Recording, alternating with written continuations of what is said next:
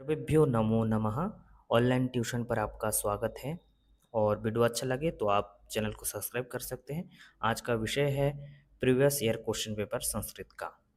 तो आज जो क्वेश्चन पेपर है ये 2010 का है।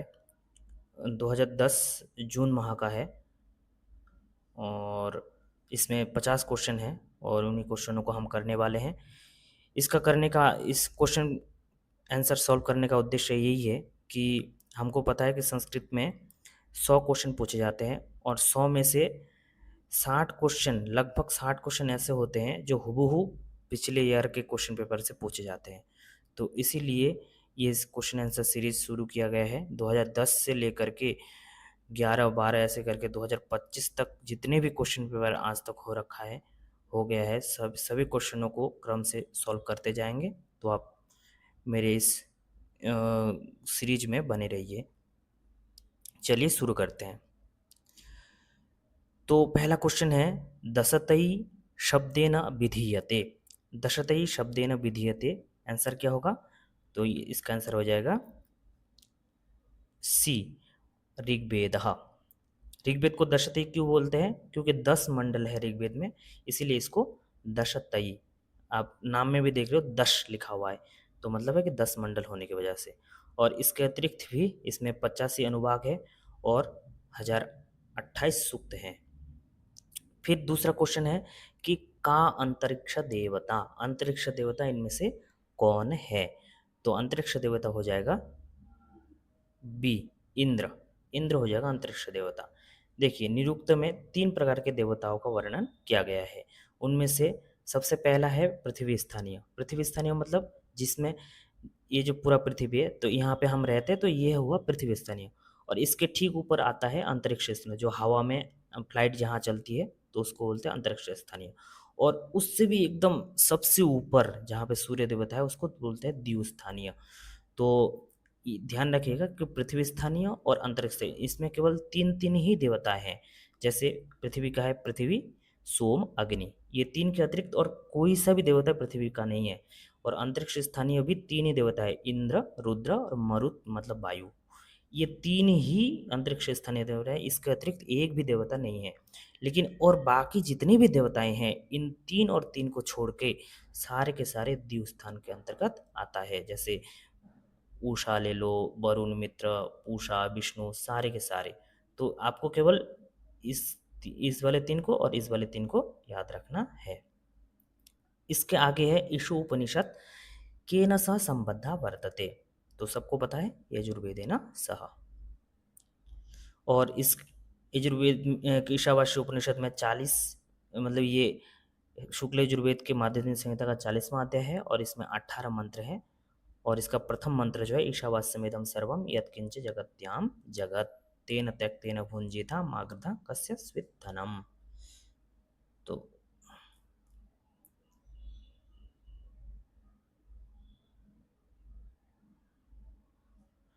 आगे हैं कि पुरूरव उर्वशी संवाद कस्मिन् मंडले वर्तते। तो ये सबको पता है दशम मंडल में वर्तते, दशम मंडले वर्तते। तो पुरूरवस्व का है दशम मंडल और 95वां सूक्त। इसके ऋषि है पुरूरवा उर्वशी, छंद है त्रिष्टुप, स्वर है दैवत। और इसके प्रसिद्ध मंत्र है न वै स्त्रैणी स्त्रैणानि सख्यानि संति साला ब्रिकाणम हृदयान्य एता। और इसमें जो है 18 मंत्र है ना, पूर्ववर्षी संवाद। इसके आगे है वेदस्य अपौरुषत्वम का स्वीकरोति। वेद का अपौरुषेत्य कौन स्वीकार करता है? तो ये सीधी सी बात है, आचार्य महर्षि दयानंद, स्वामी दयानंद जी ने। ओह सॉरी सॉरी सॉरी, इसमें पूछा गया है कि वेदस्य अपौरुषत्वम न स्वीकरोति। हाँ ये न, इसमें जो न पूछा गया है कि कौन नहीं स्वीकारता है, तो विंटरनित्स जो पाश्चात्य विद्वान है वो कोई भी वेदस्य अपौरुषत्वम स्वीकार नहीं करते हैं। तो आप देख सकते हैं इसमें लिखा हुआ है। और जितने भी भारतीय है माधव, सायन, दयानंद, सारे के सारे वेदों को अपौरुषत्व स्वीकार करते हैं। 6 नंबर है कस्मात् कृष्ण यजुर्वेद कथ्यते। मतलब किस लिए कृष्ण यजुर्वेद कहते हैं? वैशंपायन प्रणीतत्वात् या मंत्र ब्राह्मण संकरियत या दक्षिण देश प्रसिद्ध पाठवेद? तो इसका आंसर हो जाएगा मंत्र ब्राह्मणयो सांकर्यात। देखो यजुर्वेद की दो शाखाएं हैं, कृष्ण यजुर्वेद और शुक्ल यजुर्वेद, और मंत्र ब्राह्मण के संकर्य होने से ये इसको कृष्ण यजुर्वेद कहा जाता है। फिर है कति विकृतय। विकृतय कितने हो जाएंगे? तो ऑप्शन नंबर सी, 8 विकृतय। तो ये आप पढ़ सकते हैं, विकृतियां 8। फिर आगे है ऋग्वेदस्य ब्राह्मणम। इनमें से कौन सा हो जाएगा ऋग्वेद का ब्राह्मण? तो हो जाएगा ऐतरेय ब्राह्मण।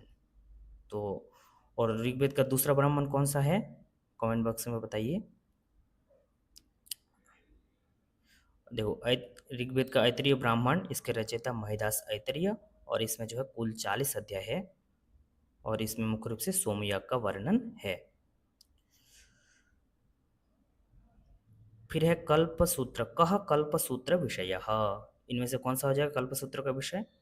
तो इसका आंसर हो जाएगा ऑप्शन नंबर 1, याग प्रयोग क्रम प्रतिपादनम।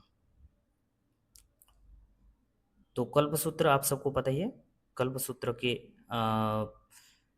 अर्थ विधि नियम, कल्प का अर्थ विधि नियम न्याय कर्म आदेश, और इसके जो है 4 भेद है, श्रोत्र सूत्र, गृह सूत्र, धर्म सूत्र और शुल्ब सूत्र। फिर आगे है अहेडमान। अहेडमान इति वर्तते। तो अहेडमान कहाँ है? तो ये हो जाएगा आंसर इसका, देख सकते हैं, वरुण सूक्त।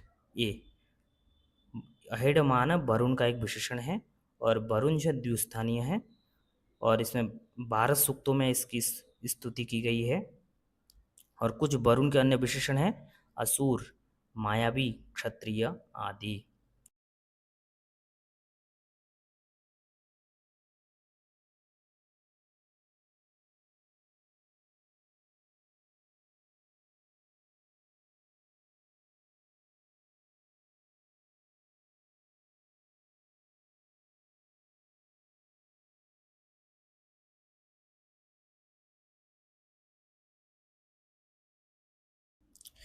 आगे क्वेश्चन है कि क कोशः कारण शरीरम।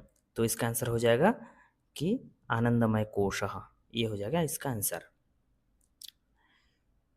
लिखा हुआ है आनंदमय कोशः कारण शरीरम वेदांतसार में। और जो है 3 प्रकार के कोश हैं, कोश वैसे 5 है, लेकिन इसमें 3 है, मनोमय कोश, विज्ञानमय कोश, प्राणमय कोश। फिर आगे है न्याय मते कति प्रमाणानि। तो न्याय मत में कितने प्रमाण है? सबको पता है 4 प्रमाण है, चत्वारी। और तर्कभाषा प्रणीता हुआ प्रणेता केशव मिश्र जी। और देखो प्रत्यक्ष लक्षण है साक्षात्कारी प्रमाकरणम प्रत्यक्षम। फिर आगे कहा है शब्दों न प्रमाणम इति कस्य मतम। शब्द प्रमाण नहीं है, ये किसका मत है? तो सांख्य भी 3 मानते हैं, योग भी 3 मानते हैं, और न्याय वैशेषिक भी इसमें न्याय वैशेषिक 4 मानते हैं। तो आंसर हो जाएगा जैन दर्शन। जैन दर्शन जो है 2 ही प्रमाण केवल मानते हैं। देखिए यहाँ पर लिखा हुआ अभी भी है कि जैन दर्शन जो है शब्द प्रमाण को नहीं मानते। आगे प्रश्न है कि अनिर्वचनीय शब्दार्थक का, अनिर्वचनीय शब्दार्थक का, तो ये हो जाएगा इसका आंसर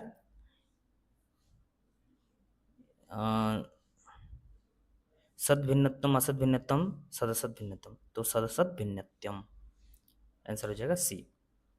और ये वर्णन कहाँ आता है? ये अज्ञान की परिभाषा में ये वर्णन आता है वेदांत सार में।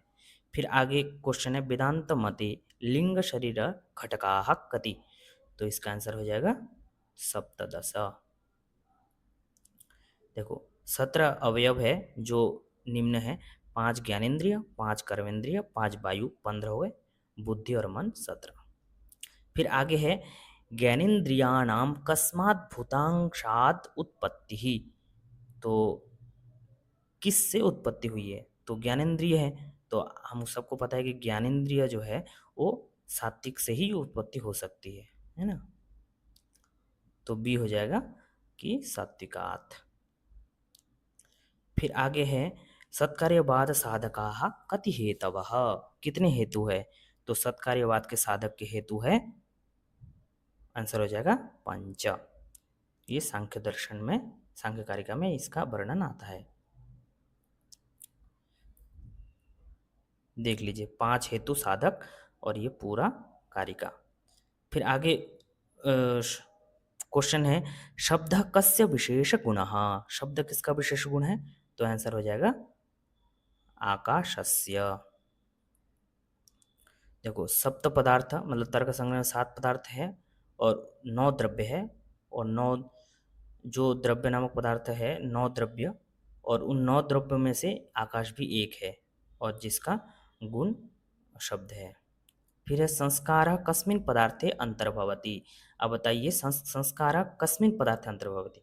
तो ये हो जाएगा संस्कार जो है ये गुणे अंतर्भवति, जब हम 24 गुण पढ़ते हैं उन 24 गुणों में से एक संस्कार आता है। फिर आगे है स्वत्व रजस तमसाम समवस्था किम कथ्यते। तो इसका आंसर हो जाएगा मूल प्रकृति ही। फिर आगे हैं अकुह विसर्जनीयानाम उच्चारण स्थानम किम। आप सब लोग पढ़े होंगे लघु सिद्धांत कौमुदी में कि अकुह विसर्जनीयानाम कंठः। तो उत्तर हो जाएगा कंठः। फिर है वृद्धि संज्ञा विधायकम सूत्रम किम। तो वृद्धि संज्ञा विधायकम सूत्रम अस्ति, क्या हो जाएगा वृद्धि रादैच। वृद्धि रेचि नहीं होगी क्योंकि वृद्धि रेचि जो है वो विधि सूत्र है और गुण संज्ञा सूत्र यही है।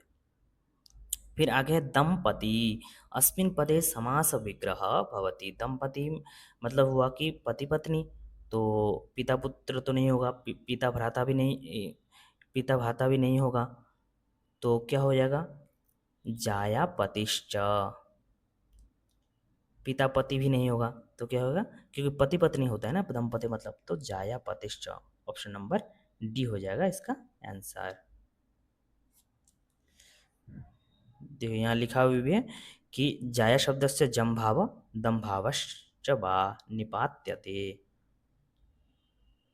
फिर है स्पर्श वर्ण के। तो स्पर्श वर्ण कौन कौन से हैं, तो क से लेकर मा तक कादयो मावसाना स्पर्शाः। तो इस तरह से 25 क्वेश्चन हम लोगों के पूरे हो जाते हैं। फिर आगे हम चलते हैं कि संहिता संज्ञा विधायकम सूत्रम किम। तो संहिता संज्ञा विधायकम सूत्रम क्या हो जाएगा, सबको पता है, ऑप्शन नंबर डी परसन्निकर्ष संहिता।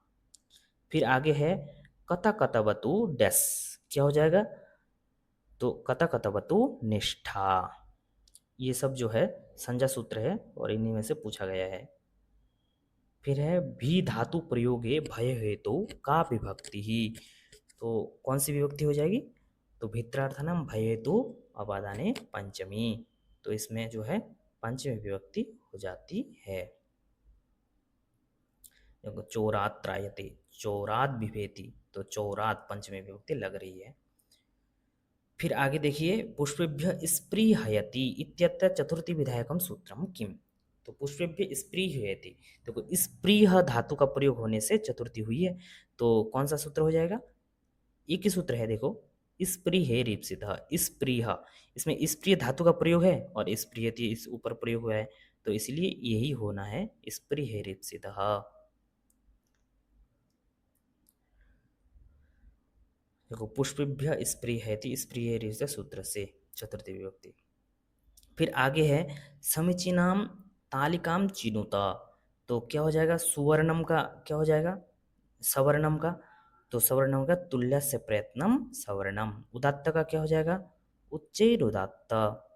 पदम का सुप्तिम गंतम पदम। नदी का युस्त्रख्यो नदी। फिर आगे आगे आप देख लीजिए आगे क्या है। आगे क्वेश्चन है कस तावत अर्धस्वरः इति निर्दिश्यताम। अर्धस्वरः कौन से हैं इनमें से, तो हम सबको पता है कि जो अंतस्थ वर्ण है ना, जो अंतस्थ वर्ण है, अंतस्थ वर्ण है वो सारे के सारे अर्धस्वर कहलाते हैं, ठीक है ना। तो अंतस्थ वर्ण कौन कौन सा है जी, य व, र और ल, ये। तो इनमें से कौन सा हो जाएगा फिर? य। अब है संधि अक्षर। हाँ, संधि अक्षर कौन है? संधि अक्षर मतलब ऐसा अक्षर जिसमें संधि हुई हो, मतलब दो अक्षर मिलके बना हो। तो कौन बना है? ओ में दो अक्षर कौन कौन सा है? अ और उ, ये दोनों मिलके यहाँ पे ओ बना है। तो इसीलिए इसको संधि अक्षर कहते हैं। और संधि अक्षर कितने हैं? 4 है। फिर आगे है हितम मनोहारी च दुर्लभम वचः। तो ये कहाँ पे है? तो ये शिशुपाल वध, नहीं नहीं सॉरी, ये जो है किरातार्जुनम में आता है, हितम मनोहारी च दुर्लभम वचः।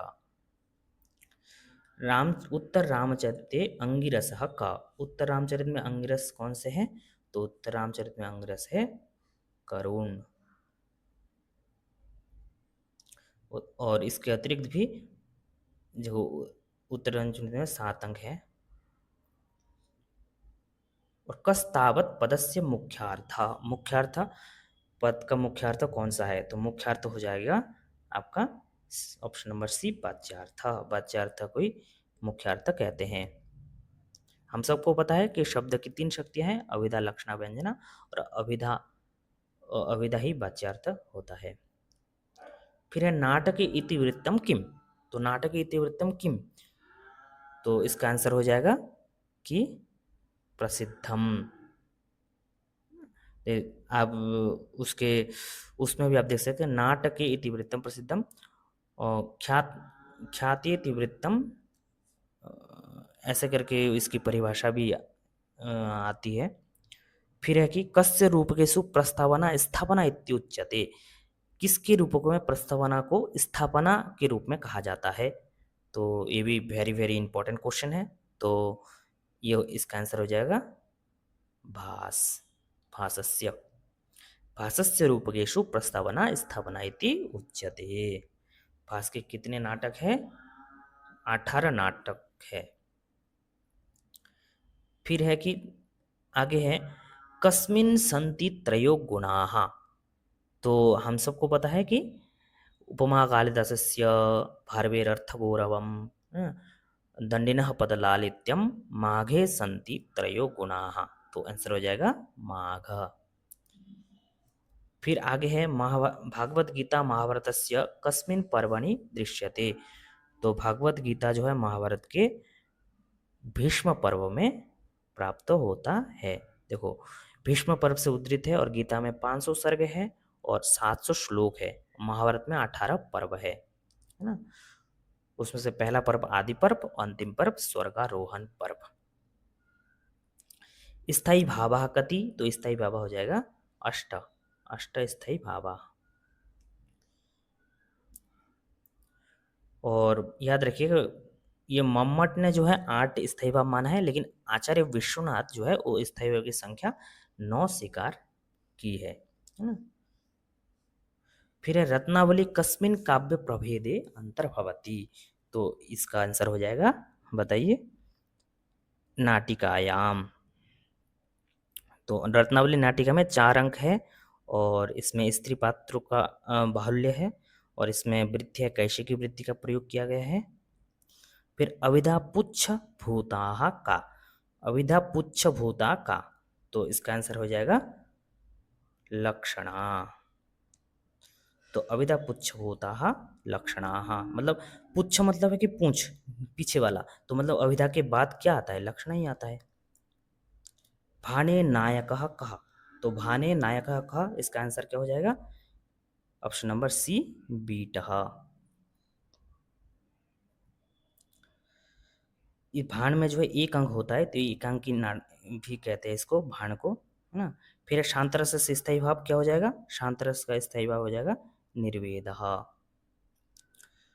तो आप देख सकते हैं इसका जो है स्थायी भाव शम या निर्वेद, और वर्ण जो है कुंद पुष्पवत, और देवता श्री नारायण है ना।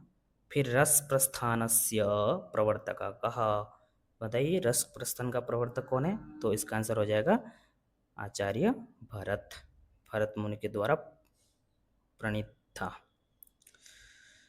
फिर आगे हम पढ़ते हैं कि संदेश काव्य प्रस्थान केन समारब्धम, संदेश काव्य प्रस्थान केन समारब्धम, किन के द्वारा प्रारंभ किया गया था संदेश काव्य।